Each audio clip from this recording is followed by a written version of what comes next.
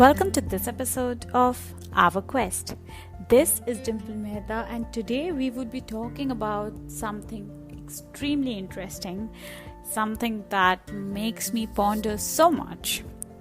We're going to talk about detaching from attachments, and we have a super special guest present with us to enlighten us with some wisdom on the same. She is none other than Diksha Vohra, who's also extremely talented digital marketer and owns Digital by Diksha Vohra in Dubai, UAE. Let me first begin by thanking you all for taking out the time to be with us here today and listening to this episode. I hope this episode further contributes towards your growth. If you haven't already, please rate or review us on Apple Podcast and don't forget to subscribe to the show to get the latest episodes first. So, let's invite the guest. Welcome to the show, Diksha. It's so good to have you here. Thank you so much, Dimple. It is a pleasure, and I'm so looking forward to it. When I thought of having a talk on this topic, only your name came to my mind because I've always seen how spiritual you are, and I've always seen how committed you are towards whatever you do. And to me, it appears that you have a well balanced, you maintain a good balance between our essential being and the spirituality that you practice. Actually, you know what, Dimple, this is beautiful thing. If you keep spirituality in the center of your life, everything kind of falls in line. So if you're just able to imagine, if you just throw two stones into water and you throw one in one direction, the other in another direction, you will see ripples coming out of both. And then after a point, the ripples intersect with each other, and then that's when everything finishes because they collide and so on. However, if you throw both the stones in one direction, then they together form ripples that keep going beyond. So I think spirituality is such a thing. You make it the center of your life, everything falls around it, and so balancing then becomes a lot easier. Lovely. How beautifully said. Okay, so I'm just going to shoot questions to you now Please because do. these questions get popped up quite often. So the first one that's on my mind, that as human beings, emotions and attachments are a big part of us. It's natural. Yet most of the wisdom teachers around the world, they ask us, they tell, they advise to keep ourselves detached. What do we understand from these attachments? Okay, so I think there needs to be a little bit of understanding in terms of what attachments are we supposed to detach ourselves from. Okay, and the first demarcation is between love and attachment. So there's a whole difference between the two. Yeah. So love says, oh Lord, please give the best to my child. Attachment says, I'm going to give the best to my child. Okay, where Beautiful. you're like, okay, to hell with whatever happens, I'm going to make sure I do this for my children and so on. So that's where attachment comes. Love says, okay, you know what, I love you unconditionally. Whether you're nice to me, whether you're not nice to me, I'll still love you. Okay, attachment is like, I love you till the time you're nice to me, till the time you fulfill my inner hidden desires, you do that.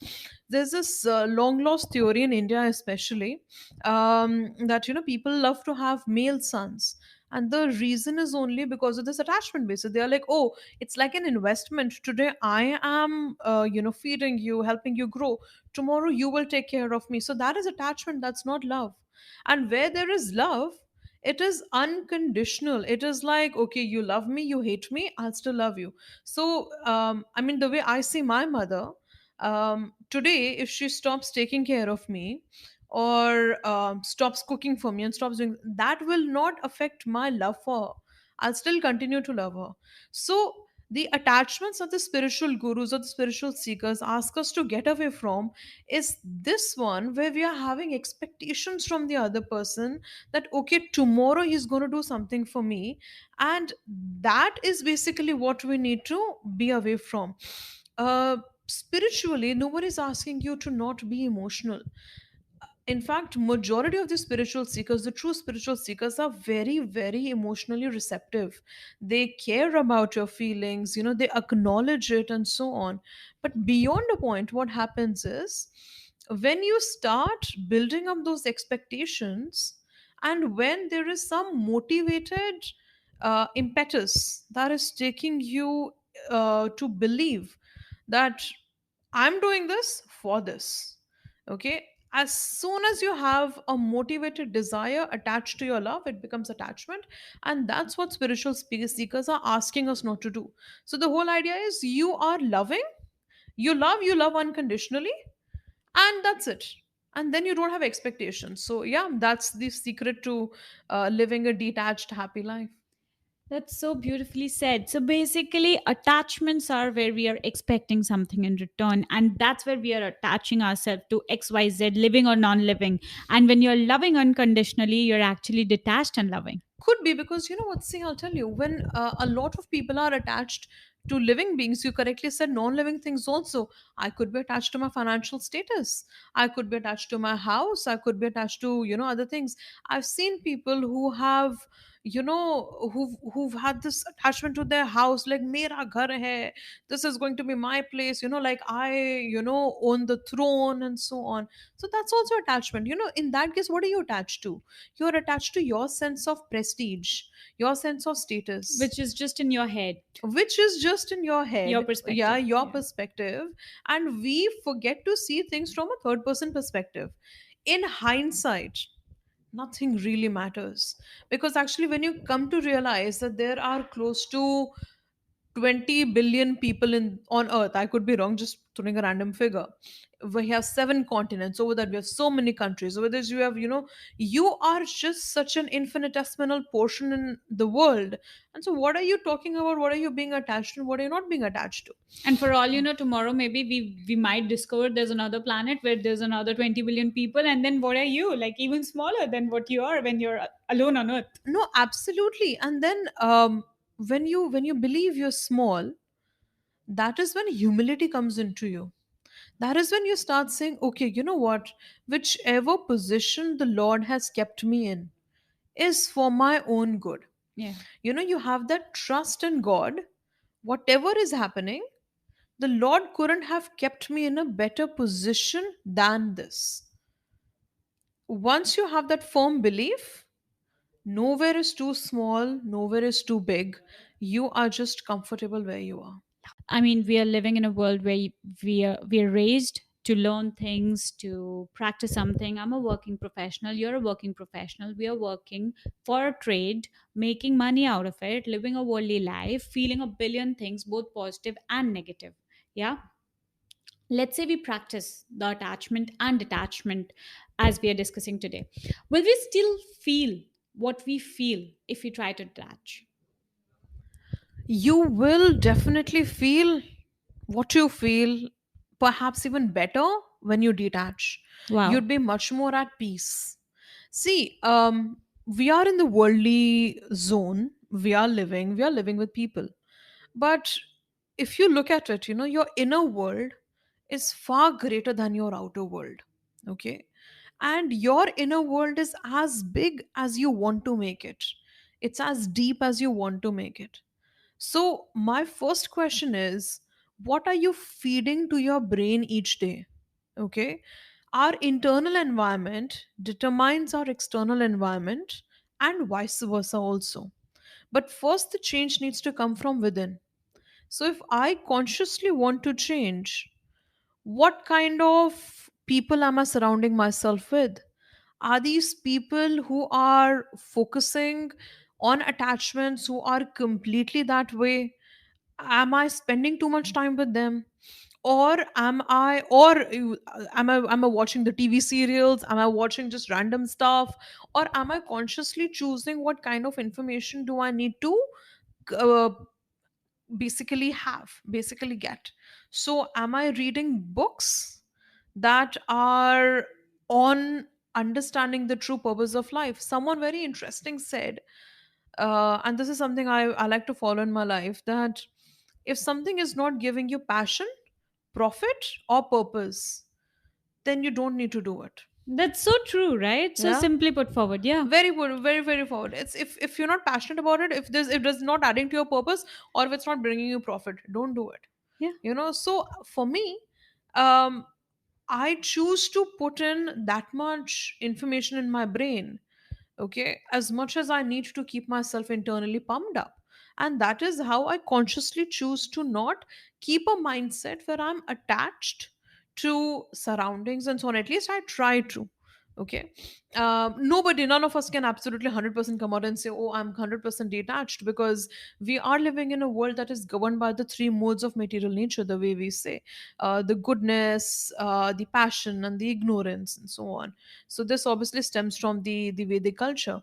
And time and again we have our own karmas to fight, but what we can really do is just keep our mind sane, and associate with the right people, with the right knowledge, with the right books, and with the right culture, so we can consciously program ourselves to live a different life.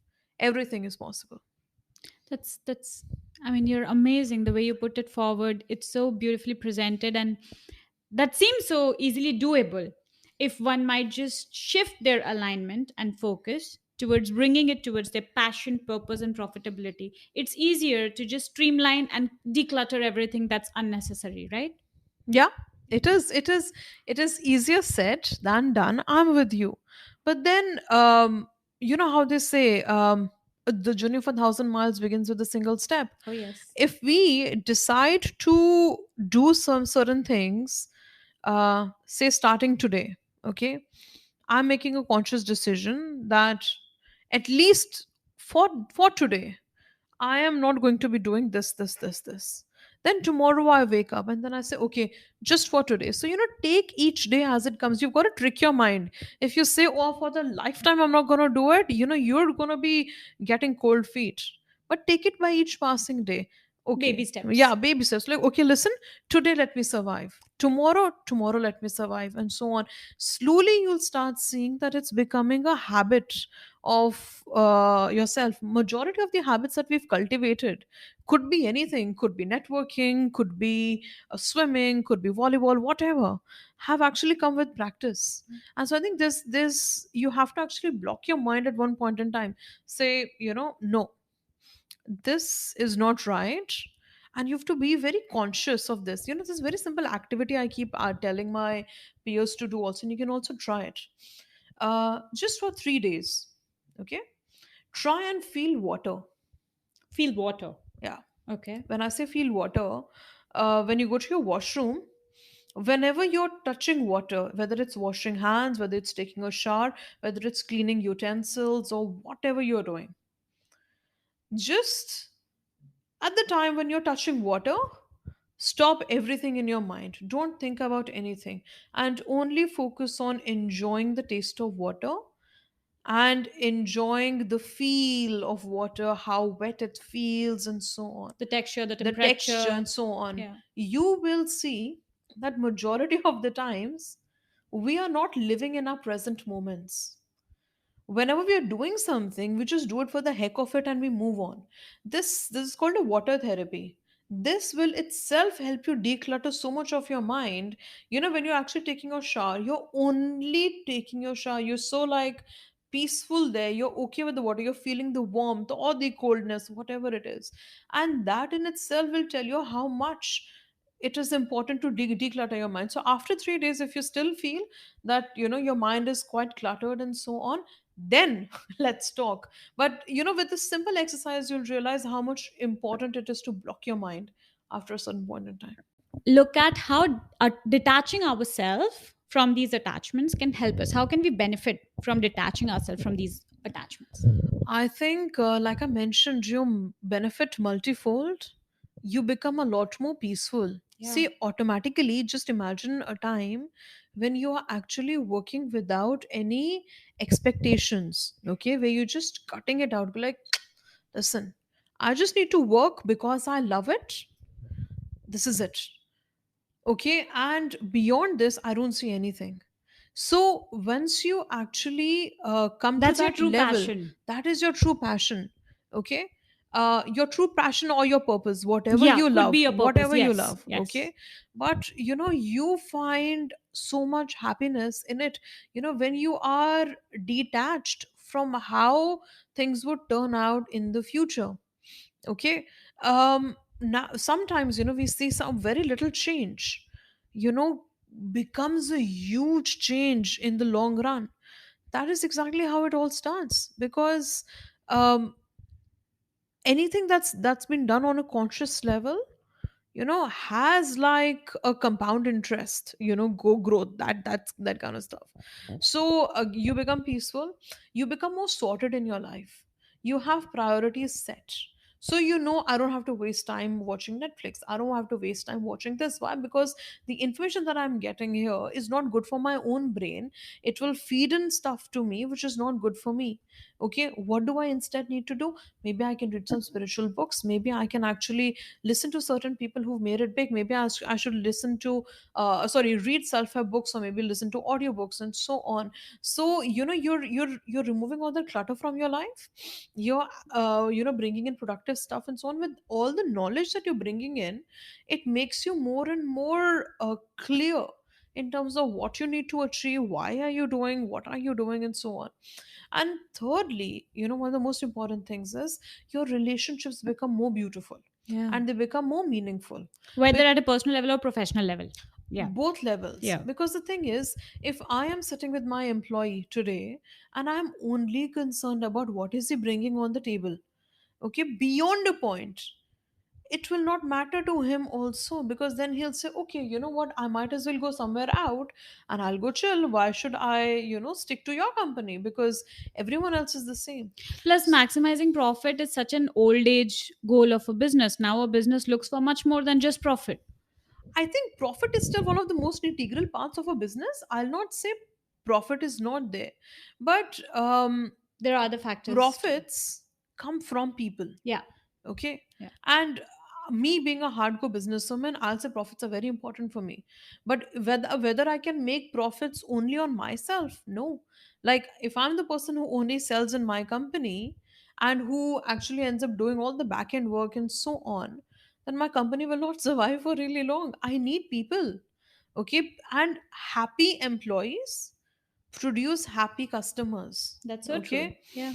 Happier mothers produce happy children. So true. Okay, the fruit doesn't fall too far away from the tree. So when you actually start practicing this whole detachment and spirituality and stuff in your real life, it actually helps you create more meaningful relationships where you're loving each other. You're like, okay, you know what, listen, I want you to do this, I see this potential in you. Okay, do it, I'm here to help you, I'm here to train you, rather than just saying, sorry, you're not of any benefit to me, please leave. Yep. And so that this whole replacement things will not come into me. You also learn to see beyond the overtly visible reality, That's so true. especially when you become detached, because you have no vested interest anymore, right? Yeah. Like if my son is not going to feed me, okay, I don't have any expectations. Yeah. So now I'm not angry. If he's not sending me money, I'm not upset. What can I do is, because I'll be rising above from my basic needs, I can pick up the phone and ask him, listen, what's wrong? Is there something that you need help with? Is there something I can do for you? So on. Having said that, I want to clarify one thing, Dimple, that detachment does not mean you live a poverty life. Okay? I know a lot of people mistake spirituality and religion for being the sadhus and the Yeah, you sages yeah, you don't and have to be so a monk on. necessarily. And Yeah. Yeah. not only being a monk, but how they'd say, are you're into spirituality, you should live a simple life and so on. Yes, you should. But then who defines what simplicity? Yeah. Okay, for me simplicity is in my head. I'm sorted, I'm not sorted. For some people simplicity is in their living. They like to have a simple living, so to each his own, whatever brings them. I have also seen people who are highly spiritual, owning Rolls Royces, BMWs, and all that. And so spirituality or detachments, etc., never stop you from Living your living worldly life. living your worldly Yeah. life. You live, Yeah. but you're not attached to that. Your source of happiness is not the Rolls Royce. That's so beautiful. That's exactly what we are talking today. That Yeah, you can have a Rolls Royce, you, you can aim to by have a by Rolls all means, Royce, yes. but having or not having that Rolls Royce does not decide Does not your decide inner state of you're in a mind. state of mind. Yeah. So today you're happy in a palace, Yeah. tomorrow you're happy in a studio. Yeah. Your happiness is not dependent on an external That's object. detachment. That's Yes. the whole detachment thing that we're talking Yeah. about. And that is when you start cultivating the whole love for the supreme in yourself, and connecting with yourself internally. That is when you start realizing, are you know these things are there, these things will come and go. When I have money, I'll enjoy it. You know how they say, when you're lucky, seize the power. Yeah. Okay, Yeah. you're there, live it. You have all the pleasures of the world and so on. And I mean, if I would also bring out a reference, especially in Bhagavad Gita, when people say, there's something so funny when people say, oh my god, you are how can you be ambitious when you're spiritual? Aren't you supposed to be detached? And I'm like, you know what? Krishna never told Arjun in the battlefield that, Arjun, stop everything, go home, and just leave your house and go to an exile and start chanting and so on. Krishna didn't do that. Krishna instead said, Arjun, fight. This is your duty. All of us have been given certain duties in life. We've been given this body, we've been given certain a mind, we've been put into certain situations and circumstances where we have certain duties to fulfill. Okay, and fulfilling those is actually more important than renouncing our duty for doing something that actually belongs to someone else altogether. So, yes, don't judge anyone for their spiritual level, or, Journey. someone, Yeah. or journey, or Yeah. anything. Looking at their externals, Yeah. it's like, oh my god, you're staying in a mansion, or you're owning a Rolls Royce. How can you talk about detachments? Yeah.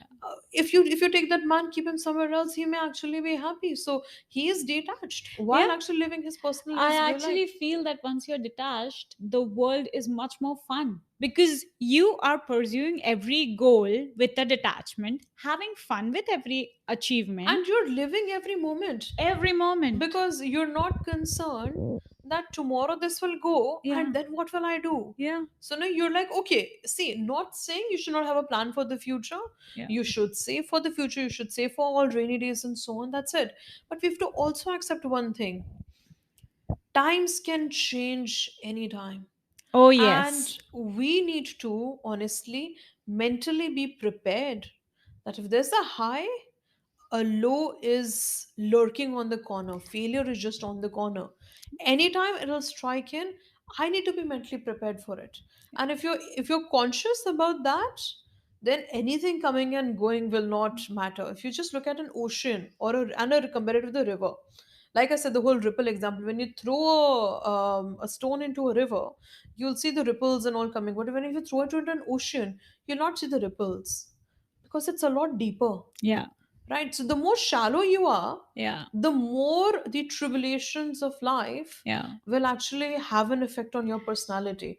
The deeper you are, the more you'll be able to absorb and move on. Wow. How can we pursue our financial goals or other goals if we detach ourselves? Very simple.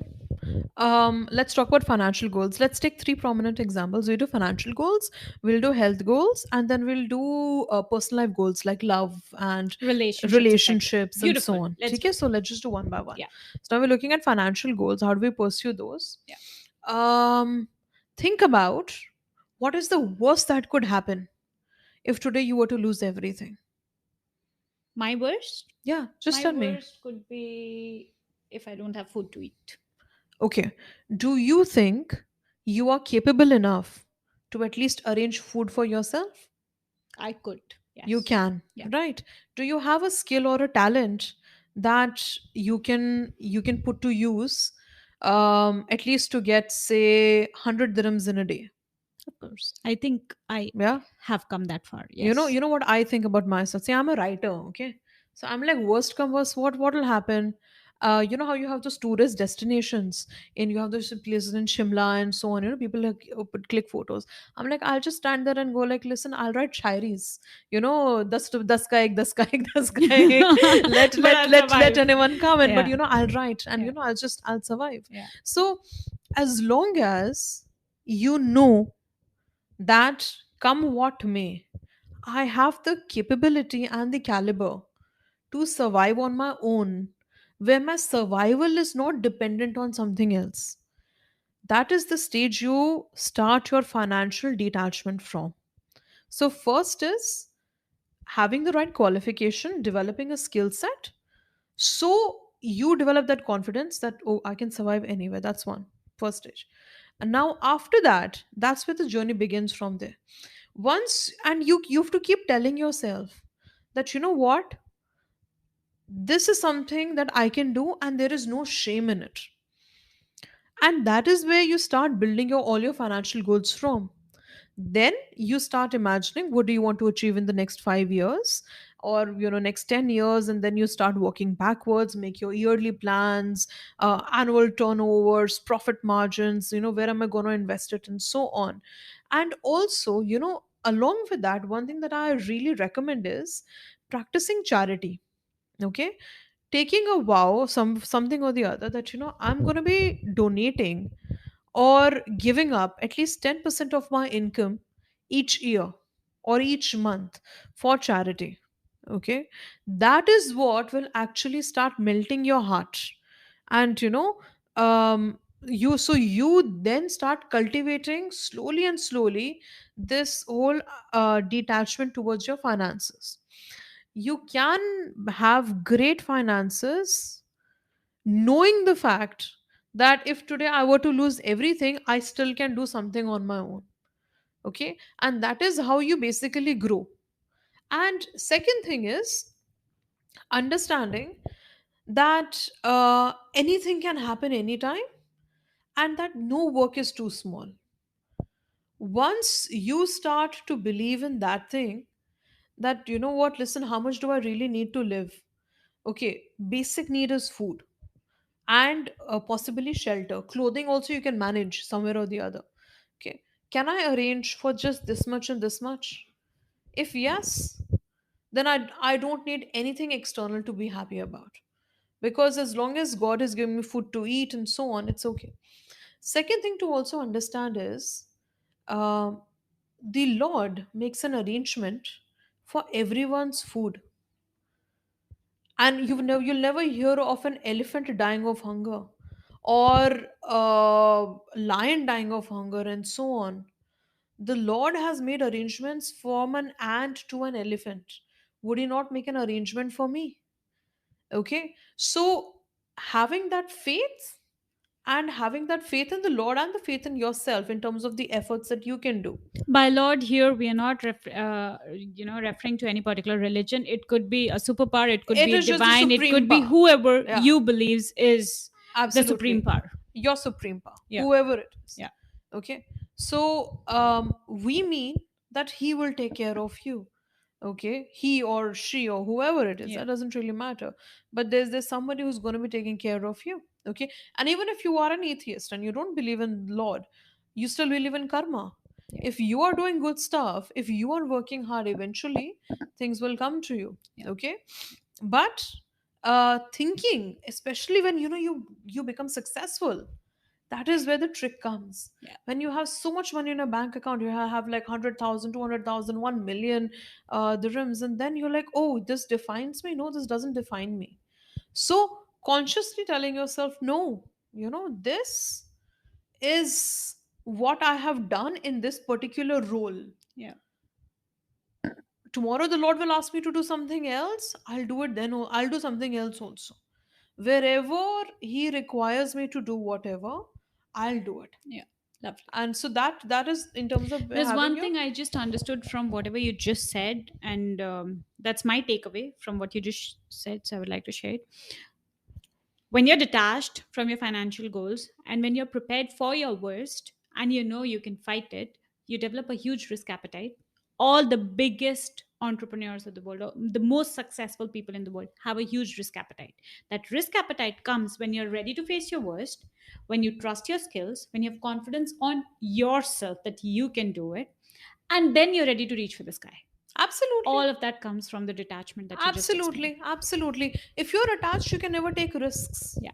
Because if you take risk, you know, oh my god, tomorrow I'm not gonna have anything. Yeah. So, but then you know what? There's something what I called a premature renunciation. Oh, yes. Okay, that is something I would not recommend.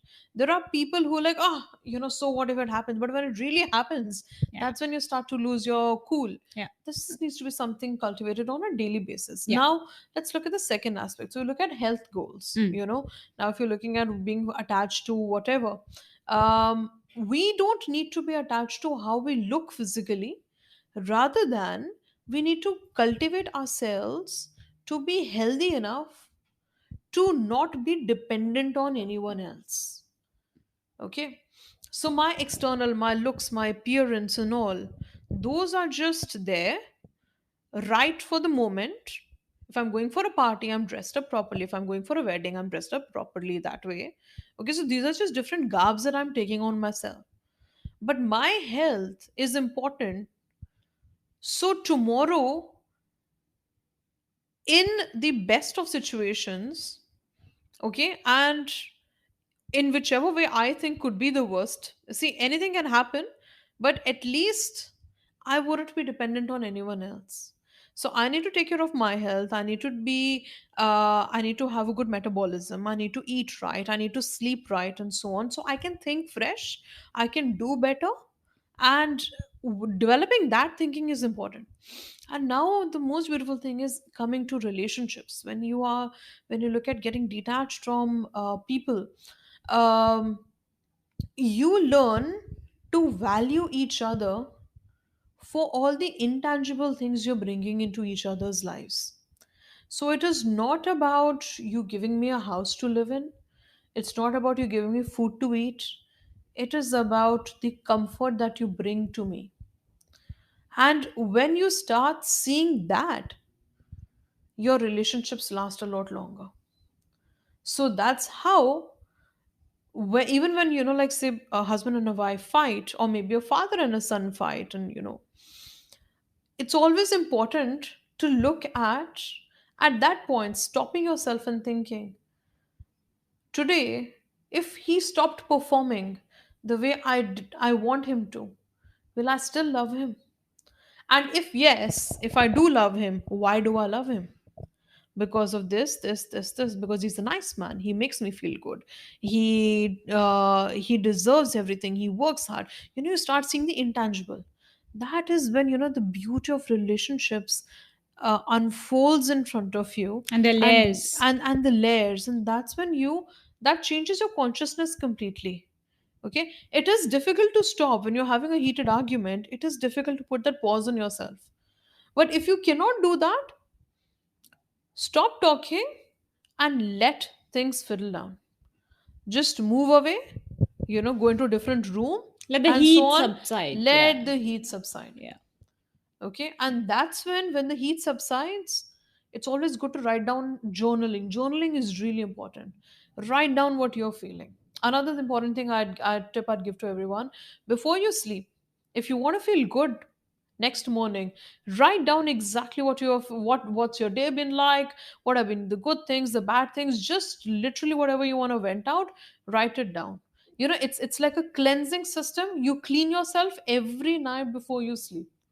If you're not a That really pro at helps. writing, taking notes on your phone is fine. Recording it in any manner that works for you is what's relevant. Vent it out and Also, note it you down. can even talk to inanimate objects. Yeah. That also works. Talk Yeah. to a child, Yeah. like a baby. Yeah. This is what happened, and so on. Just get it Yeah. out of your system. Yeah. Cleaning your system is very important. So Yeah. that So, how do we detach ourselves from the attachments? think bigger, think beyond yourself. That is my last mantra. When you start seeing the greater good, The big picture. the big picture, you get away from my good and your good, my right and your right. Okay, like for instance, if we have 20 people in the house, I can't be bothered about making a green tea for you, a hibiscus tea for someone else, and so on. It's okay to sometimes say, you know what? This is important. If I change myself, I'll change everyone around me. This is beautiful story also. There was once a child was irritating his father, and this father just lost his school, and he's like, I don't know, what do I do to keep this child busy? He takes a newspaper, he tears it into pieces, and then he gives it to his child. He's like, put it all in order now. And he thought that, okay, now the child will be busy for another 2 hours, so he'll have some peace of mind. In 20 minutes the child comes to him and says like, yeah, papa, it's done. He's like, how did you put together the so many pieces of paper put done? And so basically it was a world map, okay, that the father had torn into multiple pieces. And imagine how tricky that would be. The son's like, papa, you didn't see on the other side of the newspaper was the photo of a man. Okay, so this thing is, when you put a man together, you put a world together. So you put yourself together first. I do come across a lot of people who say, I have to make my mom happy, I have to make my dad happy, and so on. No, you make yourself happy first. You cannot pour water from an empty cup. Work on yourself, work on your attachments and detachments. Don't think about changing the world. The world will change on its own. You change your side. Okay, so start somewhere, even if it's little change. For instance, okay, just start off today for one thing. Note down which is the thing that is most dearest to me. I could say my business is really dear to me, one of the things. Okay, what is it that if today my business will not survive, what would I be? What would I lose? Think about that. Have reflections. Face your ultimate fears. Start facing it. And then slowly work towards all other attachments in your life. If I don't have this, if I don't have this, what would life be like? Think about it. Have those reflections, write them down. That's when you'll realize that the world doesn't stop for anyone.